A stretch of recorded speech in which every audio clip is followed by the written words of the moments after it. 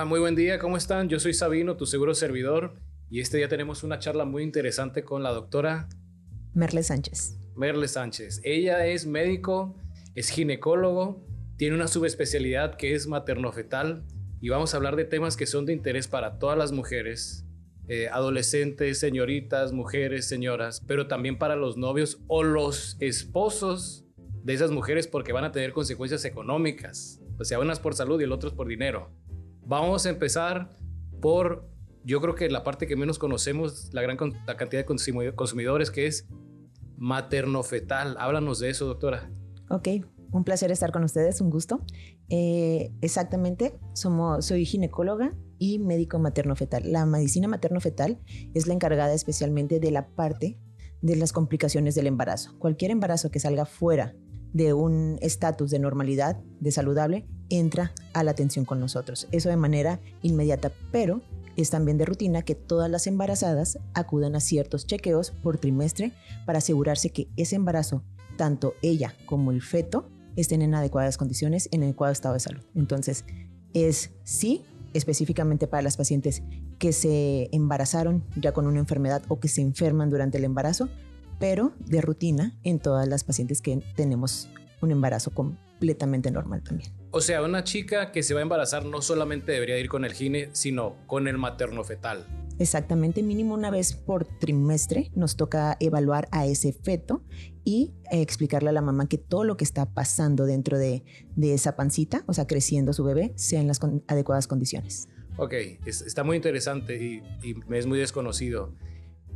¿Qué, por así decir, qué pérdidas, qué cosas no me estoy dando cuenta de mi esposa embarazada, que la muchacha embarazada, qué pérdidas tendría de nada más atenderse con el gine?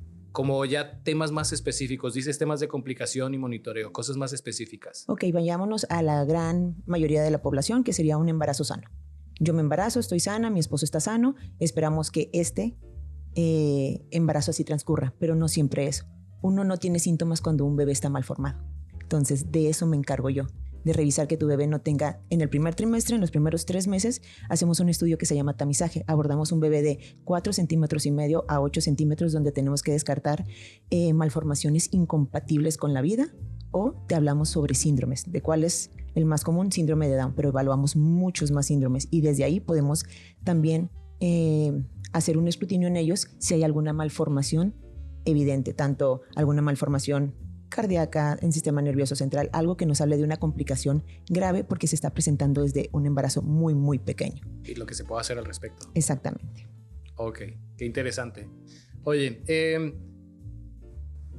te iba a preguntar, y se ha estado transformando como estamos platicando, ¿qué son las enfermedades más comunes como ginecóloga? Pero ahora estoy pensando como las enfermedades o los padecimientos o las complicaciones más comunes y que tú como gine y materno-fetal dices, esto lo debería de saber cualquier chica, aunque no sea mi paciente. Esto debería saberlo tanto por monitoreo como por síntomas que terminan siendo padecimientos y no debían de llegar a ese punto.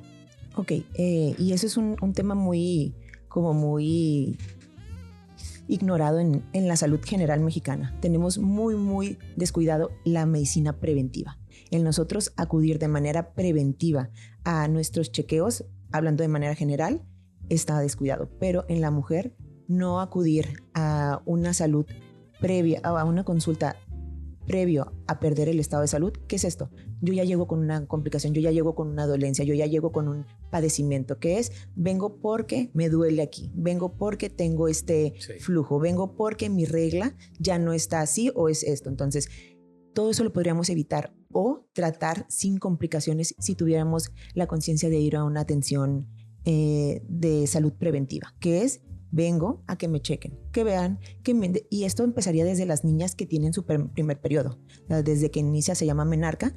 Siento bien, me siento sana, pero no quiero llegar a sentirme mal. Exactamente. Vengo a que me confirmes o me detectes antes de. Y más que eso, es muy cultural mexicano de, es que ya me dio esto mi mamá, me dio esto la vecina, me dio esto tal persona, ya leí porque eso es pan de todos los días. Yo ya vi en TikTok, yo ya vi en internet que esto era, entonces me tomé esto, pero no se me quitó, doctora. Ahora sí ya vengo con usted.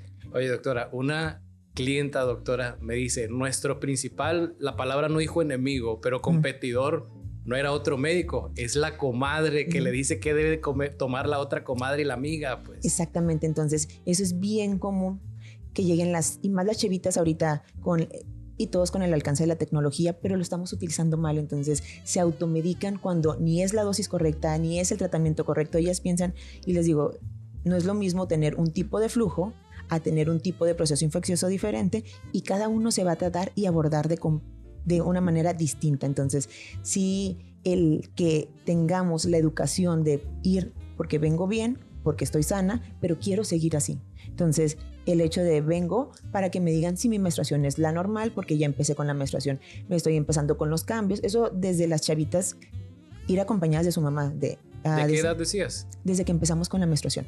Ya podríamos acudir al ginecólogo para decir, ok, este tipo de menstruación es así, así, así, tu patrón menstrual, porque todas menstruamos, pero nadie menstruamos igual. Entonces, tu patrón menstrual y el mío van a ser diferentes, pero deben de tener unas ciertas características para decir si entra dentro de la normalidad o no lo es. Oye, déjame comentarte esto. O sea, yo vendo seguros de gastos médicos, entonces es muy común que desde muchachas que me dicen, tuve tratamiento hormonal a los 18 años, a los 19 años, etc. Tuve quistes o síndrome de ovario poliquístico. Entonces a mí me hace preguntarme antecedentes de eso, y es como la importancia de si las consultas desde que les empezó la regla hubieran prevenido eso. Si no prevenirlo, porque es una patología con la cual nacemos, el síndrome de ovario poliquístico es múltiples síntomas y signos en nuestro cuerpo, pero sí lo abordaríamos de un principio, no llegaríamos con las complicaciones, no llegaríamos a mí ya me baja así una vez cada 4 o 5 meses, y cuando me baja, vengo porque me baja muchísimo, doctora. Todo lo que no te bajó. Exactamente, y abordaríamos desde un principio, atenderíamos a esa paciente no con las complicaciones, ya con la gravedad de la resistencia a la insulina, que son, o con alteraciones físicas, o sea, el que le salgan tanto vellito, el que tengan tanto acné, que tengan unos cambios en la coloración del cuello. Entonces, serían muchas cosas que desde un principio podríamos haber evitado. Ok, fíjate, ahorita que decías TikTok y demás, pensé, hay una gran cantidad de información desinformada, ¿sale? O sea, ahora conocemos tanto de tantas cosas, pero de tan mal forma también, y de las fuentes incorrectas. Y bueno, lo están escuchando de un podcast, pero al menos hay una profesional aquí de la salud que sí lo está diciendo, ¿no? Y pueden ir a consulta. Vamos a ir a la parte más certera del embarazo, y me hace preguntarme, no ya cuando las personas están embarazadas en sí, sino las condiciones favorables o no para que haya un embarazo de mayor éxito, no sé si es la palabra, o más sano. O sea, pues nos embarazamos, ¿qué tengo que hacer? Pero sé, por ejemplo, voy a adelantar esto, que tienes que tomar ácido fólico. Me imagino que no es como la chica quiera, sino en la dosis correcta. Pero pues los genes, ¿qué genes le va a dar el uno y el otro? ¿Y en qué condición de salud está el uno y el otro para que sea un mejor, más sano embarazo y un mejor producto? Qué bueno que tocaste ese tema, sumamente importante. El hecho de la atención preconcepcional, o sea, previo al embarazo, es primordial para yo asegurarte o para tener más certeza de que este embarazo va a ser un embarazo sano. El hecho de que yo me embarace sin saber cómo está mi cuerpo, o si mi cuerpo está preparado con nutrientes, con vitaminas, con la calidad de salud que necesita para mantener un embarazo sano, eso sería lo primero que deberíamos atender. No, el embarazo no es una enfermedad. Es un esfuerzo al cuerpo, es una carga. Pero si a mí ya me viene alterada la glucosa, ya tengo, porque ya nací así o porque tuve algún padecimiento, como ya soy hipertensa antes de embarazarme, entonces tengo que estar saludable, o si yo ya tengo una enfermedad, tener lo mejor controlada esa enfermedad para de ahí en adelante poderle exigir a mi cuerpo que mantenga un embarazo sano. Oye, he escuchado un poco de que se la acabó el embarazo. O sea, una muchacha, ¿no? Bien sana. Pensamos, pero tuvo su embarazo y delgadita y un poquito demacrada, y la pielecita ya no tan radiante como cuando la conocíamos. Es muchas veces el hecho de que no tuvimos la atención y la preparación preconcepcional. Acabas de decir que es necesario tomar ácido fólico, sí, y ustedes piensan que nada más es en las mujeres. La mitad del embarazo es del hombre. Entonces, exactamente, la preparación para el embarazo es de la pareja. Las vitaminas, el vitaminar es tanto a la pareja, O sea, tanto al hombre como a la mujer. Los dos, la mitad del embarazo es mío y la mitad del embarazo es tuyo. Entonces, tanto la carga genética, la calidad de esa célula reproductiva, que en los hombres es el espermatozoide y en las mujeres el óvulo, debe estar en las mejores condiciones, y eso es un estilo de vida. O sea, tenemos que, como te digo, controlar si tenemos alguna enfermedad, pero también en papá. Si papá es hipertenso, diabético, obeso, es mejorar su estado de salud para que lo que venga de él esté en las mejores condiciones. Y yo como mujer, como receptora, también estaré en ello. Entonces, desde temas tan simples o tan sencillos como la obesidad, la calidad del sueño merma nuestra fertilidad. Entonces, es abordarlo desde ahí. Todo lo que es la importancia desde, sí, bien nutridos, bien esto, bien vitaminados, pero toda la calidad de nuestra salud. Nunca había escuchado esa parte y se me hace sumamente importante. Ojalá que quede como muy grabado en las personas, ¿no? La mitad del embarazo es de la mujer y la otra mitad del embarazo es del hombre. Que lo viva la gestación y el alumbramiento de la mujer por 9 meses no quita el hecho de la participación del hombre en sus genes, en su estilo de vida, en su condición genética, si sabe o no. Pero en todo lo que una persona debería hacer de monitoreo de su salud, de estar bien, para luego decir, quiero ser papá, voy a aportar mis genes, voy a aportar mi esperma, que sé que soy una persona sana para un mejor pronóstico.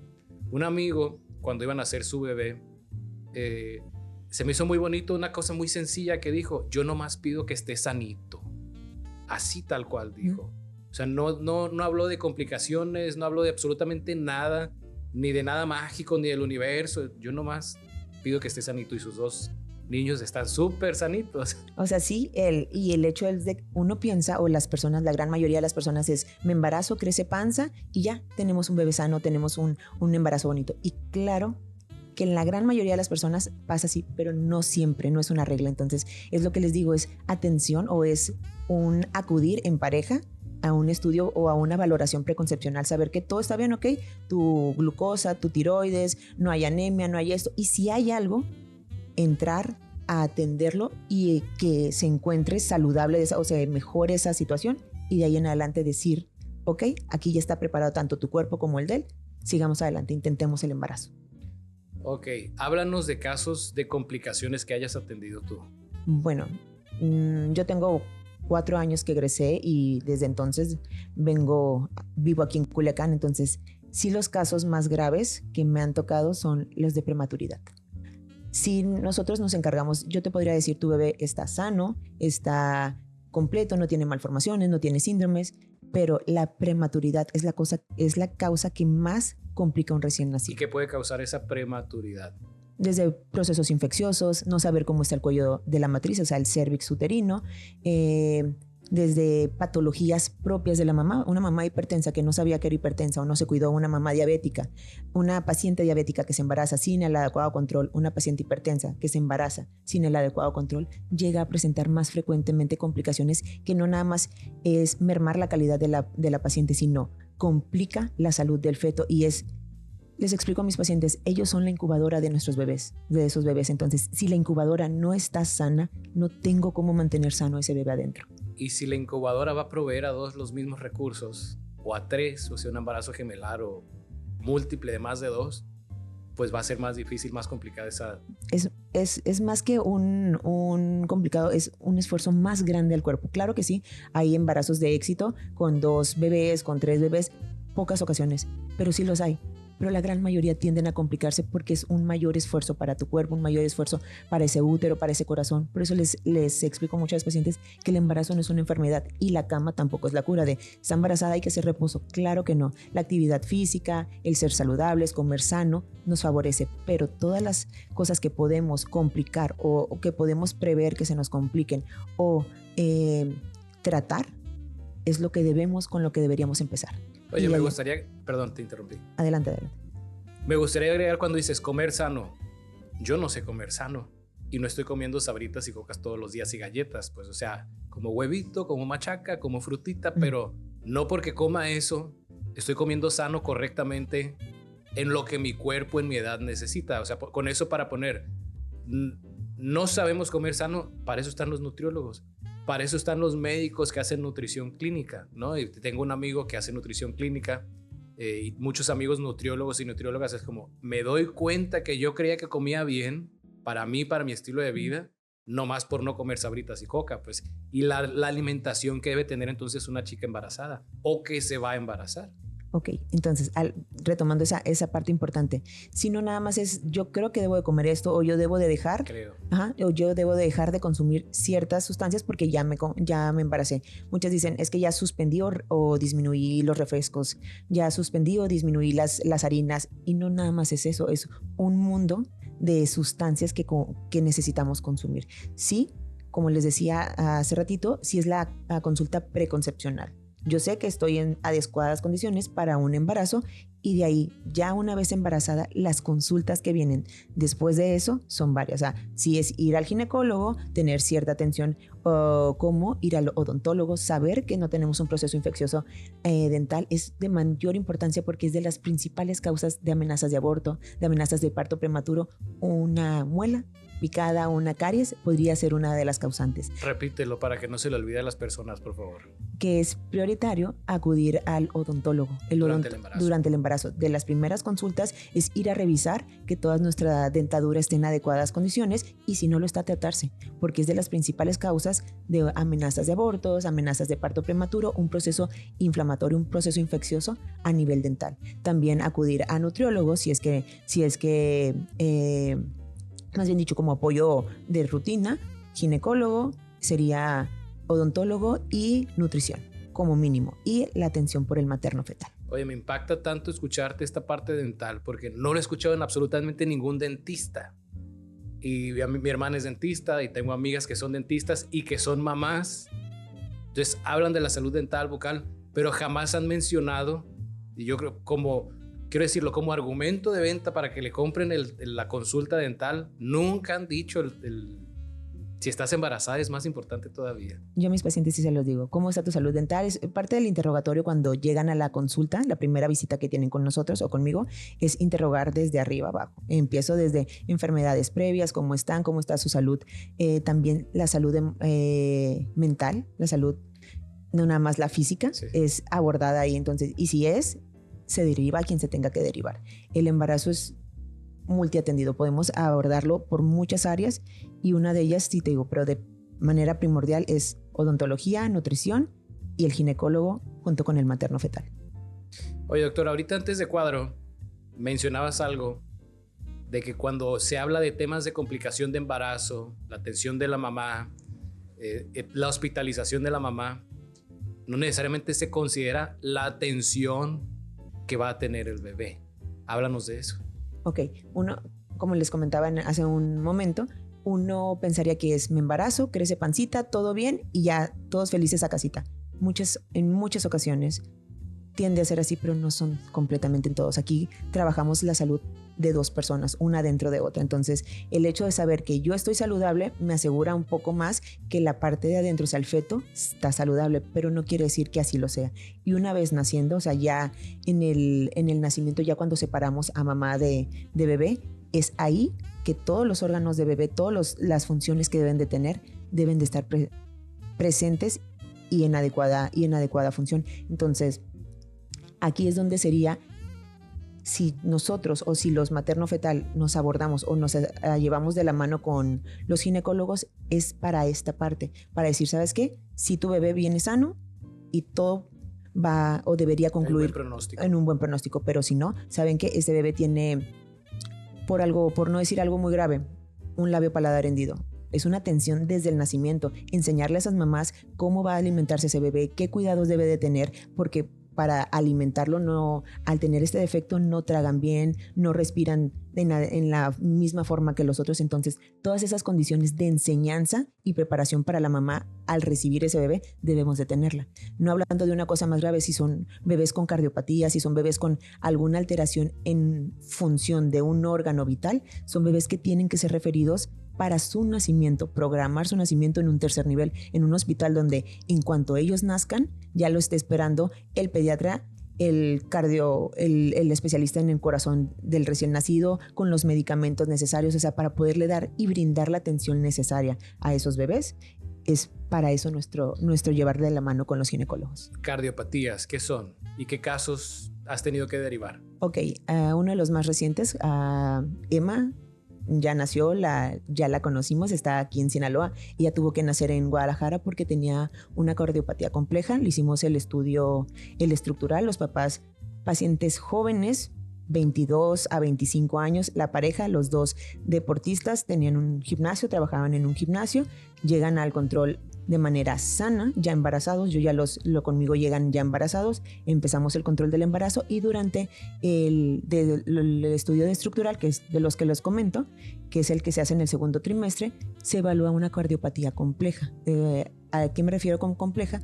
Cuando una malformación necesita o requiere de un tratamiento quirúrgico para que sea o cumpla la función que debe de tener.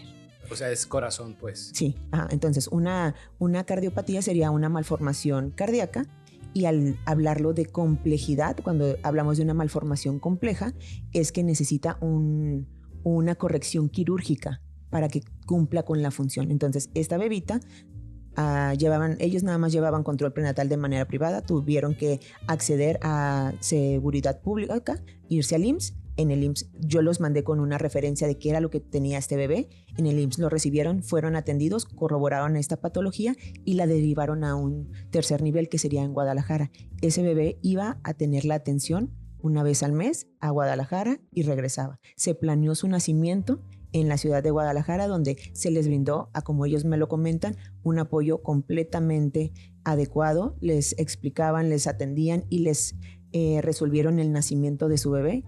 Y gracias a todo el apoyo y el trabajo médico, esa bebita, Emma, está con nosotros aquí. Qué bueno. Oye, ahorita decías labio hendido.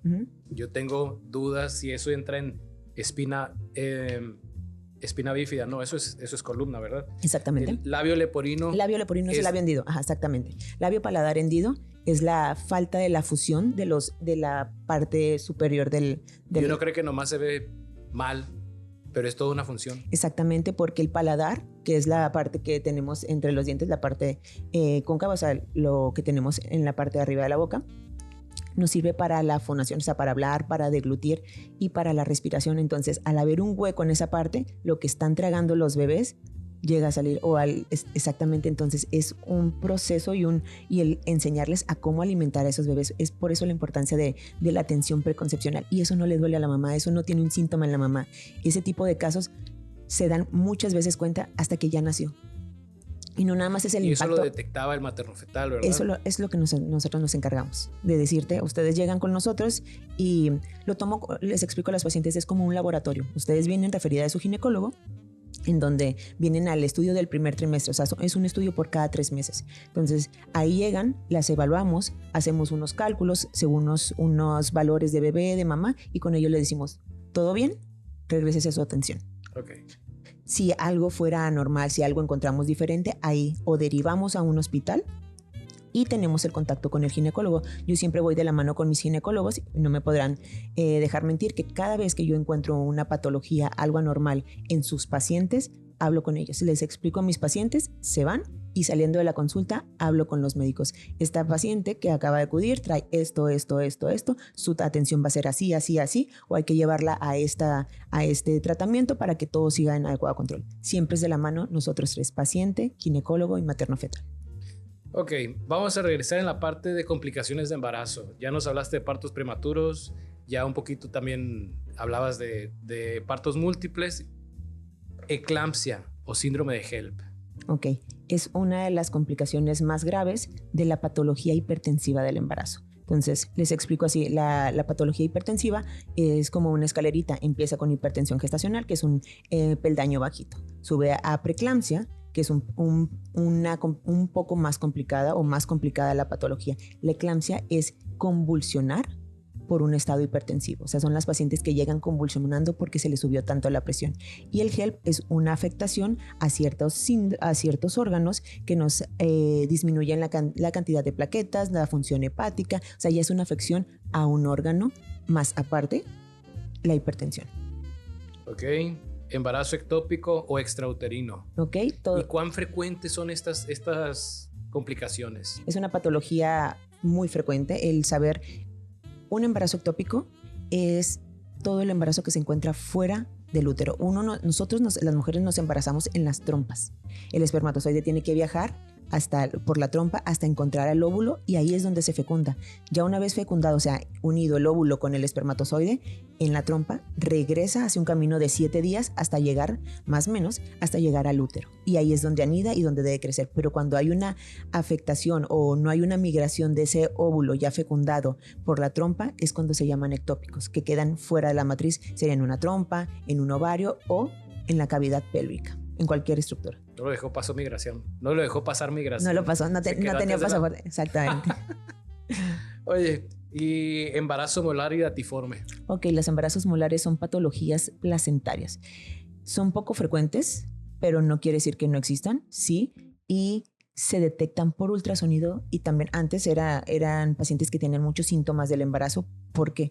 Porque en estos embarazos no se forma bebé o se forma una parte pequeña de bebé y la gran mayoría es placenta. Entonces estas pacientes llegaban con pancitas de mayor dimensión a las de los meses que debería de tener y con mucha sintomatología del embarazo. O sea, serían como síntomas exagerados. Ya ahorita con la tecnología, la atención, ya este tipo de patologías la detectamos por ultrasonido. Son pacientes que llegan a la primera consulta, primer mes, segundo mes, y se corrobora y se diagnostica esto y no tienen pronóstico de vida esos embarazos, o sea, no hay feto o la porción de feto que hay no es compatible con la vida y terminan en un legrado. Si todo bien, solo hasta ahí.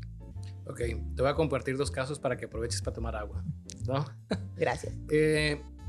Tengo unos amigos que tuvieron unos bebés, unos cuates prematuros. Me sé todo porque fue mi caso, pues, de seguro de gastos médicos. Me dice, de hecho, la hermana de la mamá, oye, vamos a llevar a mi hermana al hospital, o sea, no está en peligro ella, pero le van a hacer una cirugía para sacar los bebés. Uh-huh. Nacieron de 32 semanas, 1,650 gramos uno, 1,700 gramos el otro, y estuvieron un mes en cuidados intensivos en el hospital. Pedimos sangre, pedimos apoyo, etc. Y afortunadamente esos bebés juegan, gritan, van, rayan y todo el día, ¿no? Bien bonitos. Pero yo, por ejemplo, que vendo seguros, voy al hospital, son mis amigos, invariablemente que no hubiera sido el tema del seguro, voy con mis amigos, los acompaño y estaban tranquilos en el sentido de lo que les tenían que hacer médicamente hablando y estaban tranquilos por la parte económica, ¿no? Fue como muy, muy bonito verlos así tranquilos. Y curiosamente mi amigo que es médico, aunque es médico del trabajo, uh-huh, pero después que le preguntaba, él bien tranquilo decía, pues uno ya sabe que un embarazo múltiple cuando son cuates, pues van a ser prematuros, no sabíamos cuánto, y lo cuenta súper tranquilo, pero la mamá, o sea, te cuenta todos los detalles y los miedos y las fantasías y demás, ¿no?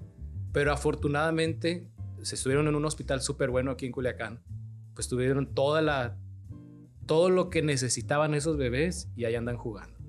Y voy a los cumpleaños de ellos. Sí, ¿no? Es muy común que, no es una regla, pero sí es muy común que los embarazos múltiples, o sea, más de 1, 2, 3, 5, el número que sea, terminen en prematuridad, porque a final de cuentas el útero es un órgano que está diseñado solamente para albergar un solo feto. Más de 1 ya es un esfuerzo mayor, a lo que les hablaba, no es una enfermedad, es un esfuerzo mayor para ese órgano y muchas veces solo por dimensiones no tiene la capacidad de albergar 2 bebés, 2 placentas, 2 bolsitas, el líquido amniótico de los 2, entonces tienden a llegar a la prematuridad y es un tema que se aborda desde la primera consulta con esas pacientes. No es una regla, pero muy probablemente terminemos en esto. Vamos a intentar llegar a lo más posible a término. Ajá, exactamente, pero mientras me lo permita la salud de mamá y la salud de los bebés, porque es jugar con dos salud, o sea, verificar 2 salud, la de la mamá, la incubadora, como la de ellos. Entonces sí es un tema importantísimo a tocar y claro que sí, la tranquilidad que te da el tener asegurada esa parte, el tener no nada más resuelta, lo estamos atendiendo con los médicos, sino saber que económicamente no vas a tener el problema de una atención de un prematuro, que es la parte complicada o la parte grave después del nacimiento. Yo por eso entiendo al papá, estaba tranquilo. Oye, le pregunté a mi amigo, ¿qué hubieras hecho si no hubieras tenido seguro? Pues ni mi casa me alcanza para pagarlo. Vender la vida. Ni mi casa me alcanza. Yo creo que ni el riñón lo hubieran empeñado, no lo hubiera alcanzado, ¿no? Exactamente. En el mercado negro. Exactamente. Yo a mis pacientes cuando llegan a ser, o que estamos hablando de prematuridad porque se está hipertensando, los bebés no están creciendo, los bebés, siempre les abordo, siempre les doy la opción. Están asegurados en alguna parte o tienen seguridad pública, llámese ISSSTE, IMSS, cualquier cosa, siempre les doy la opción. Los podemos atender aquí, pero vamos a hablar de todo lo que sigue después. La cesárea no es el problema, esto es lo que ya habíamos contemplado, pero estos bebés al ser prematuros, las complicaciones que viene de un prematuro, la tensión, o sea, el llevarlos a terapia intensiva, todos los medicamentos, todos los cuidados que debe tener un recién nacido de manera prematura, es la parte pesada económicamente, la parte grave de esto. Entonces, yo sí soy muy sincera con ellas y les abordo. Si tienen seguridad y quieren, atiéndanse ahí. Les va a ser mucho más liviano porque al final de cuentas terminan al tercer, cuarto día ya no pudiendo con la cuenta en un hospital privado y teniendo que trasladar un bebé con todo lo complicado que tienen, el trasladarlo en incubadoras, que los reciban allá otros médicos, que tengan que atender. No se lo llevan en su carro. Exactamente, tienen que hacer un traslado de una persona en una ambulancia. Entonces todo eso lo tocamos en los prematuros porque es la parte grave.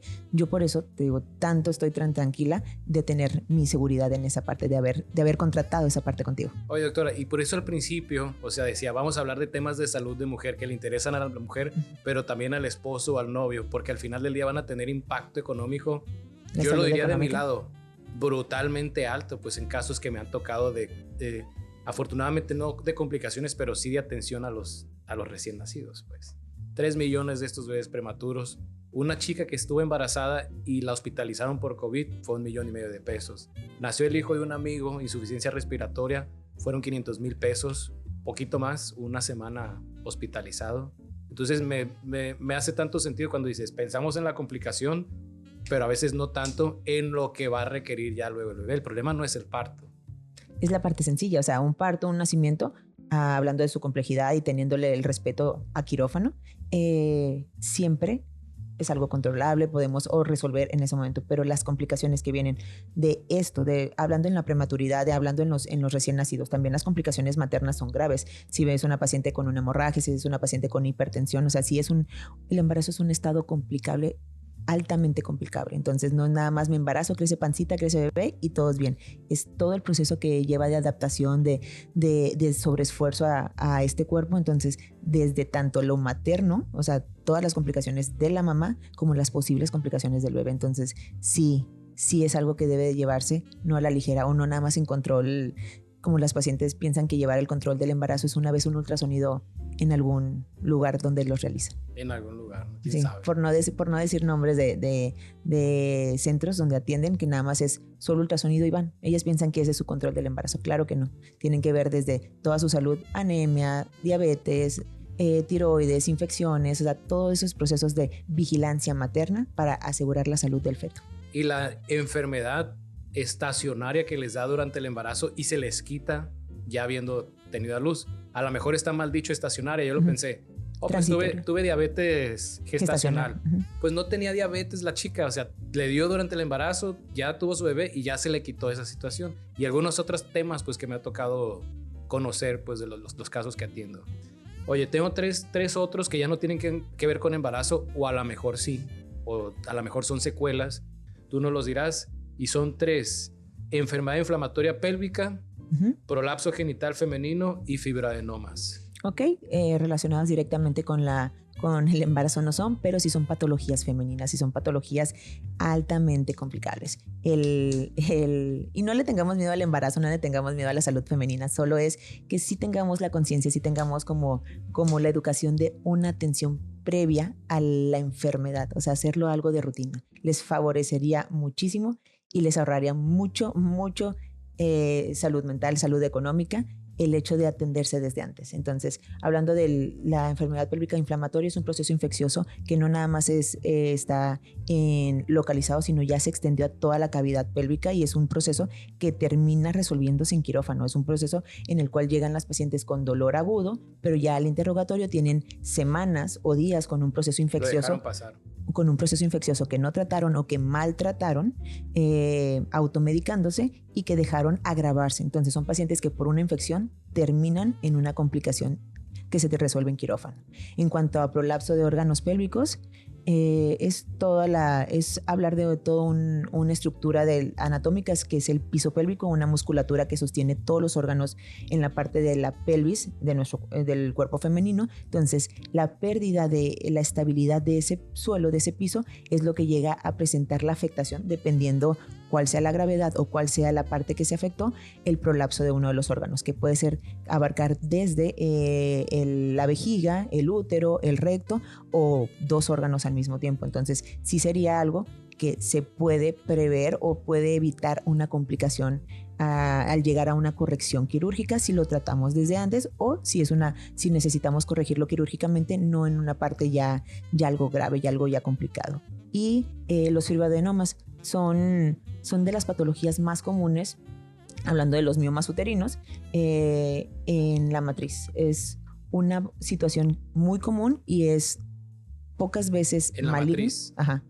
Es que yo pensaba que fibroadenomas era en las mamas. Ok. Porque es lo que me ha tocado a mí atender. Fibroadenomas, ok, te entendí. Es que también a veces hay ocasiones que a los miomas les llaman fibroadenomas. Y me ha tocado atender miomas también. Entonces, son dos condiciones. Yo los opero. Son dos. Me invitas a tus cirugías. Son dos condiciones diferentes. Una es en mama y es como una fibrosis, una cicatrización de tejido, y también eso es la patología más común en pechos no maligna. Entonces, una vez que conocemos que lo tenemos, es vigilancia solamente de ellos y manejo si llegan a dar sintomatología. Normalmente, en muchas ocasiones no son quirúrgicos, y si llegan a ser son por la sintomatología que dan, pero de manera de rutina estarlos operando no es lo más común, porque llegan a condicionar que vuelvan a aparecer o aparezcan más cicatrización en esas áreas.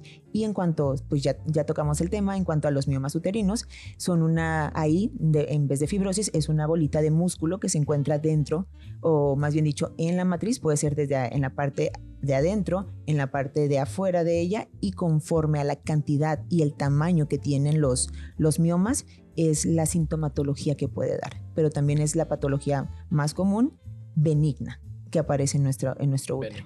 Uh-huh. Ok, fíjate que hace varios años tuve una clienta que he tenido un par que han tenido miomas, y vamos a decir que han sido baratos. O sea, una la operaron y fueron que 70, 80 mil pesos. Pero esta chica no tenía 35 años todavía y me dice, me van a operar de miomas y el doctor me cobra 70 mil, 60 mil, una cosa así, ¿no? Te estoy hablando de hace unos 5 años tal vez. Pero no me voy a operar con ningún médico de Culiacán ni de Sinaloa, porque todos me quitan la matriz, me decía, y yo todavía no he sido mamá. Entonces no, o sea, entiendo que esa es la solución, pero no es lo que yo quiero. Le programé la cirugía, si te digo el nombre del médico no me acuerdo, en Guadalajara. Me acuerdo del hospital, era Puerta de Hierro, y cuando despertó y no eran 60 mil pesos, fueron 460 mil pesos. Me dice, oye, ¿por qué tanto? Pues es lo que te hicieron, o sea, eso pregúntaselo a tu médico, ¿qué tanto procedimiento fue? A lo mejor está mal que te lo pregunte, pero es, ¿qué supones que le hicieron? ¿Qué tanta atención debe haber tenido para que no fue nada más la operación de 60 mil, 70 mil pesos, sino fue todo un procedimiento por casi $500,000 de pesos? Y por cierto, perdón, ya es mamá. Qué bueno. El hablar del qué se hizo o el qué sería... hablar de más, no podría yo hablar de qué se hizo una cirugía si no estás presente. Entonces, pero sí de la diferencia en cuanto a un presupuesto al otro debe de ser el procedimiento que llevó durante la cirugía. No ha de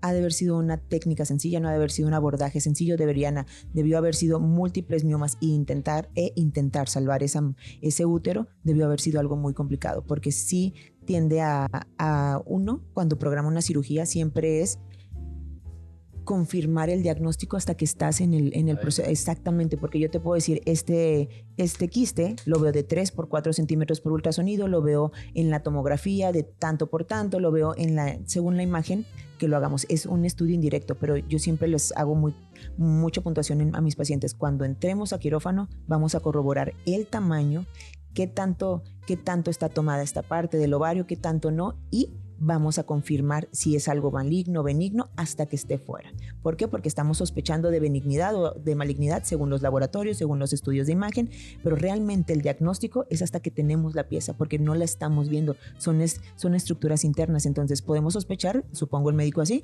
que del caso que me comentas, hizo el protocolo, valoró a la paciente y dijo, nuestro abordaje va a ser tal, tanto en horas, tanto en tiempo, en instrumentos y requerimientos quirúrgicos, pero ya estando realmente con la paciente en el área, ya sabemos las dimensiones, sabemos el tamaño, sabemos qué tanta se complicó o no, qué tanto era fácil o no del abordaje. Y es ahí cuando puede variar porque ustedes dicen, ¿cómo era 60 y se fue a tanto?